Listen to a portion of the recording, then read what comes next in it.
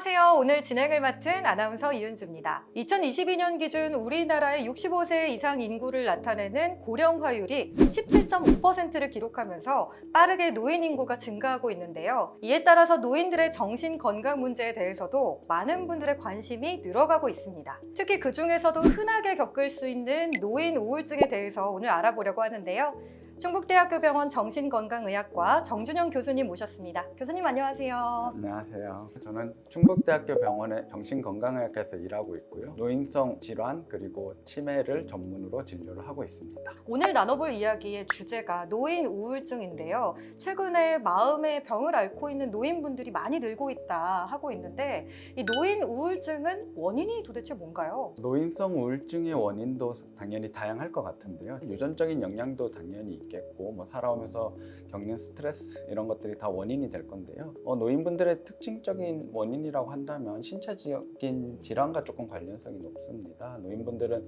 신체적인 질환을 가지고 있는 경우가 많고 그런 생활의 기능 같은 것이 자연스럽게 조금 떨어지게 되면 그로 인한 우울감을 많이 호소하고 있습니다. 또한 사별 같은 경우에도 노인분들이 흔히 겪을 수 있는 조금 특별한 스트레스 원인인데요. 이런 사별을 겪은 이후에 특히 조금 생활이 잘 되지 않는다면 우울감을 특히 호소하는 경우가 많습니다. 2022년에 좀 충북의 이런 통계 같은 것을 보면은 60세에서 70대 노인분들이 대략 한 10% 정도는 우울감을 호소하는 것으로 되어 있고요. 우리나라에서 나온 통계를 보면 주요 우울장애라고 할 수 있는 우울증도 한 5% 정도는 조금 앓고 있는 것으로 되어 있습니다. 그렇다면 노인 우울증의 좀 특징적인 증상? 구체적으로 어떤 것들이 있나요?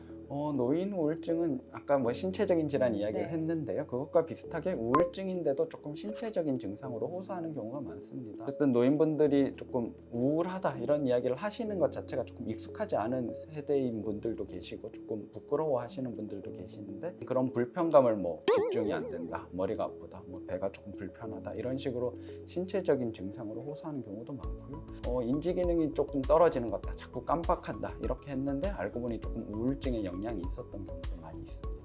그런데 교수님, 우리나라가 OECD 국가 중에서 노인 자살률 1위라는 불명예를 또 가지고 있는데요. 이게 노인 우울증과 어떤 연관이 있을까요? 일단은 젊은 층도 마찬가지지만 우울증이 어떻게 보면 자살을 유발할 수 있는 가장 큰 질환이라고 할 수 있습니다.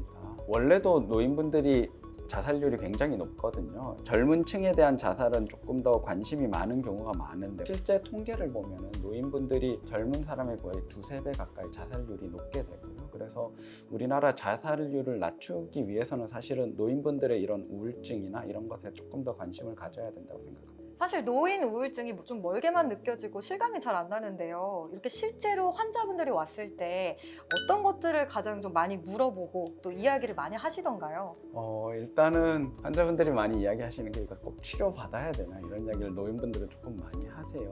원래 다 그런 거 아니야? 이렇게도 하고 보호자가 이렇게 데려와서 왔는데 난 치료받기 싫다 이런 분들도 많으시거든요. 근데 요즘은 옛날이랑 다르게 노인분의 행복, 그다음에 개인의 행복이 굉장히 중요한 사회이기 때문에 우리가 조금 더 저는 행복해질 권리가 있고 조금 행복해진 노력을 해야 된다고 생각하거든요. 그런 면에서 조금 더 적극적인 치료가 중요한 것 같습니다. 그리고 약에 대해서도 좀 걱정을 많이 하세요.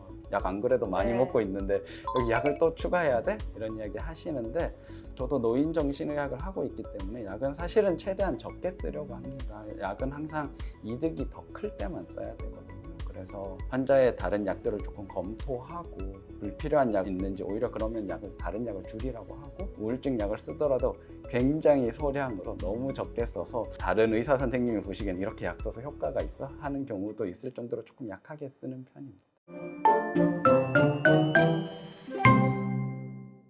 그럼 어르신들 가운데에서도 성별에 따라서 좀 차이를 보일까요? 성별에 따른 어떤 우울증의 증상의 차이 이런 것이 보고된 연구가 있지는 않고요. 근데 다만 사별의 경우에는 남성분이 조금 더 큰 영향을 받는 것으로 되어 있습니다. 이거는 아무래도 남자분들이 조금 혼자 됐을 때 단순히 우울한 것도 있지만 좀 삶의 질 자체가 조금 떨어지는 경우가 많아서 그러면서 우울감이 조금 더 호소하는 게 아닌가 이런 생각이 들었습니다.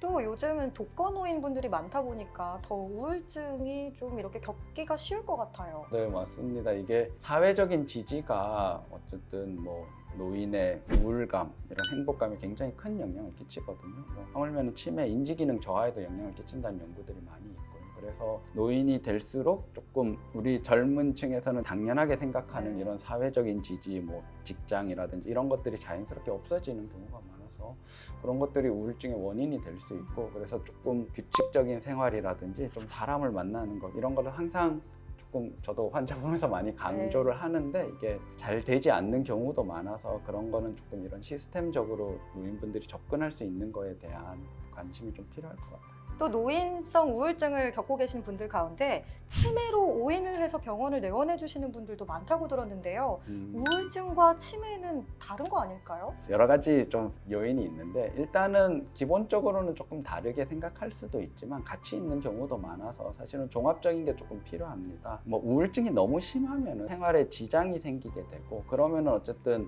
뭔가 잘 혼자 지내던 노인분이 갑자기 뭔가 집도 잘 관리가 안 되고 이러면 혹시 치매가 아닌가 이런 의심을 할 수가 있고, 또 어떤 인지기능 같은 검사를 했을 때 노인분들이 가성치매, 이런 우울증에 의한 치매의 경우에는 잘 모른다 이런 대답을 한다고 되어 있거든요. 그래서 조금 의욕 자체가 떨어지고 집중을 하지 않다 보니까 인지기능이 조금 떨어져 보이기는 하는데, 실제로 자세하게 물어보면은 조금 기억 자체는 유지되는 경우가 많아요.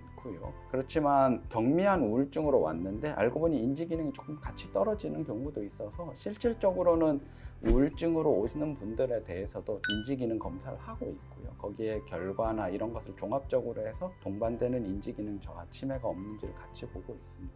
그렇다면 노인 우울증은 치료 방법이 어떤 게 있을까요? 우울증의 기본 치료는 당연히 상담 치료, 약물 치료, 이렇게 크게 두 가지로 나눌 수 있는데요. 예전에는 상담 치료는 조금 노인분들이 많이 안 하는 경우가 많았는데, 제 생각에는 오히려 노인분들일수록 어떻게 본인의 이야기를 하고 이런 것이 중요하게 생각하고, 그런 것들이 오히려 기회가 조금 부족한 경우가 많아서 오히려 그런 것만 하고 제가 외래에서 이야기를 조금 들어주기만 해도 생각보다 다음 외래 오셨을 때 조금 만족감을 표현하는 분들도 계셔서 상담 치료를 전문적으로 받거나, 아니면 그게 아니더라도 또래 그룹을 잘 형성하든지 이런 것이 중요할 것 같고요. 약물 치료 같은 경우에는 노인 우울이라고 해서 약물 치료가 다르진 않습니다. 항우울제 처방을 충분히 할 수 있고요. 다만 노인분들 같은 경우에는 다른 약을 많이 드시고 계시는 경우가 많고, 같은 약의 용량이라고 하더라도 부작용 같은 게 조금 더 민감하게 나타날 수 있기 때문에 약물을 굉장히 소량으로 시작해서 조심스럽게 조금 쓰는 편입니다. 말씀하신 것처럼 아무래도 노인분들은 병원 내원이 쉽지 않을 것 같기도 한데 상담만으로도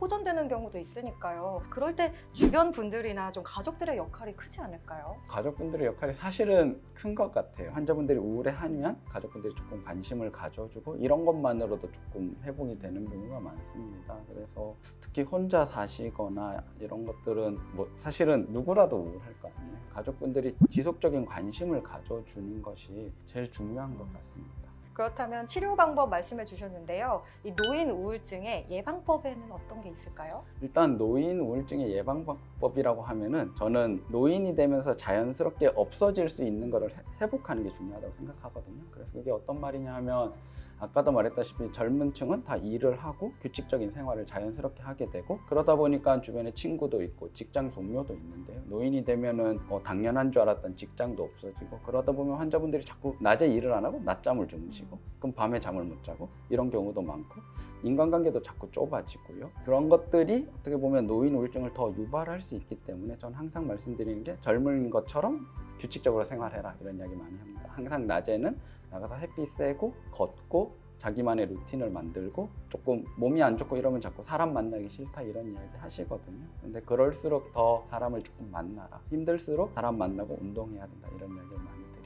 특별한 게 있는 게 아니고 정말 우리가 다 아는 이런 건강에 대한 상식들이 있는데 그거를 다 지키는 건 생각보다 힘든 것 같아요. 모두가 알고 있지만. 그래서 노인이 될수록 저는 기본적인 것들, 식사 잘하고 잘 자는 것, 이런 것들을 다 조금 신경 써달라고 하고 있습니다. 기본적인 건강관리와 또 대인관계 유지, 이런 것들이 중요한 것 같네요. 네, 맞습니다. 오늘 나눈 이야기를 바탕으로 나와 내 주변 사람들, 또 가족들한테 의심되는 증상이 있으시다면 적극적인 진단과 상담, 또 치료를 받아보시는 걸 권유드리겠습니다. 오늘 교수님과는 여기서 인사드리도록 할게요. 교수님 감사합니다. 감사합니다.